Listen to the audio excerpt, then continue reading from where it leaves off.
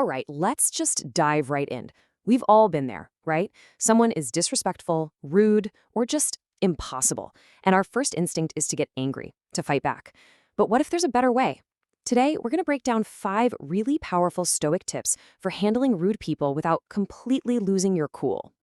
But let's start with a really basic question. Why? Why do rude people have so much power over us? You know, a single nasty comment or even just a rude look can totally wreck our day. It feels like they're in control, but the Stoics would say, nope, that's a power we are willingly handing over. So let's really look at the problem head on. It feels like we're living in a time where public rudeness is just everywhere. And it's gotten so common, it even has a nickname. Yeah, you know the term Karen. It's become the go-to word for this exact kind of person. Someone who's just completely unhinged over something tiny, trying to force the world to bend to their will. And dealing with it feels like an unavoidable part of modern life that's probably being filmed. So when this happens, you feel your blood start to boil. It's totally natural. It's instinct to want to lash out to put them in their place. But here's the trap. The second you sink to their level, you've lost. They've won. You've just given them complete control over your emotions. And look, while it might feel like this is a uniquely 21st century problem, with everyone having a camera in their pocket, it's really not. Rude, tyrannical people, they've always been around. I mean, just think about the Roman Emperor Nero, a guy who literally murdered his own family. The people we deal with are just tiny tyrants, trying to control their own little worlds. The philosopher Seneca just nails this. He asks, would you kick a mule back if it kicked you? Or bite a dog that bit you? Of course not, that's absurd. So why on earth do we feel like we have to return rudeness with more rudeness? He's showing us it's just as irrational. So if fighting back is a losing game, what do?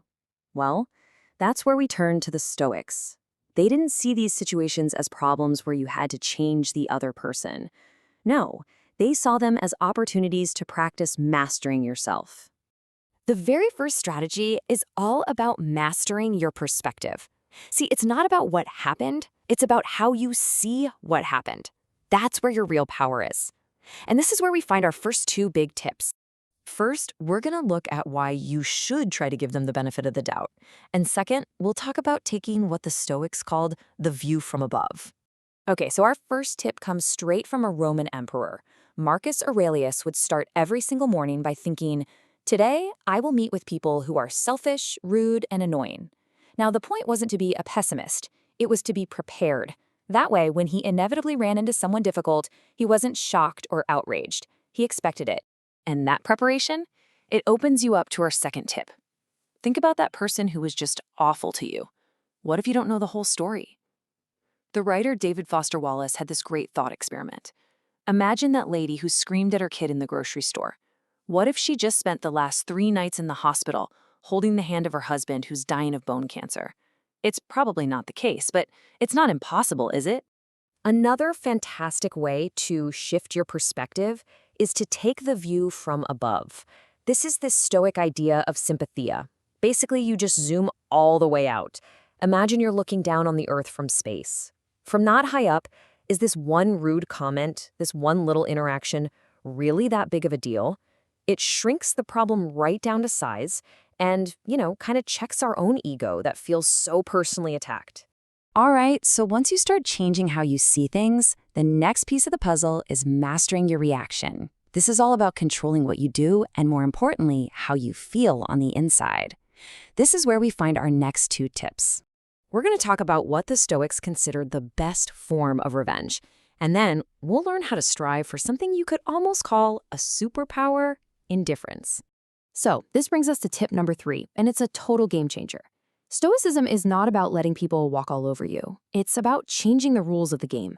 Like Marcus Aurelius said, the best revenge is to not be like that.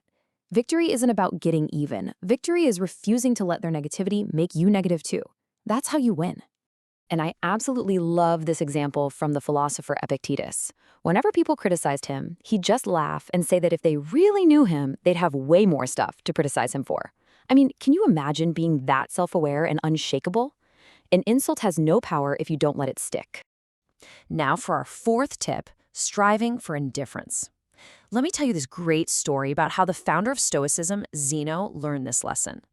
See, Zeno was super anxious about what other people thought of him. So to cure him, his teacher Crates made him do something weird. Carry a big clay pot of lentil soup right through the middle of a crowded town square. Zeno was mortified, right? He's trying to hide this pot under his cloak, and just then Crates walks up, takes his staff, and smashes the pot. Soup goes absolutely everywhere, all over Zeno. Everyone stops and stares and starts laughing. Zeno, totally humiliated, starts to run away, and his teacher yells after him, "Courage, it's only a little soup." And that was the lesson. The shame, the embarrassment, it wasn't real. It was just a feeling. By facing that public judgment, he learned he could survive it. He learned to be indifferent to it.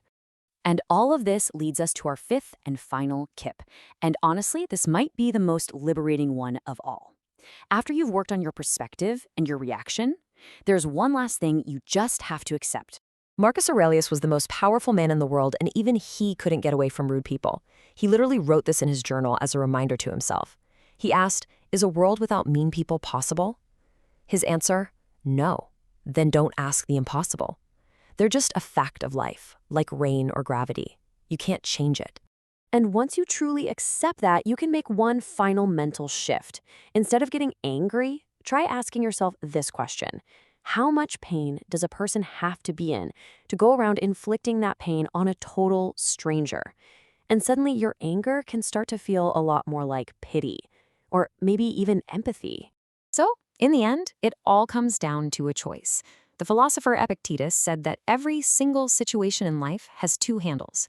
You can grab it by the first handle, which is the wrong that was done to you, but that handle is hot, it's heavy, you can't carry it.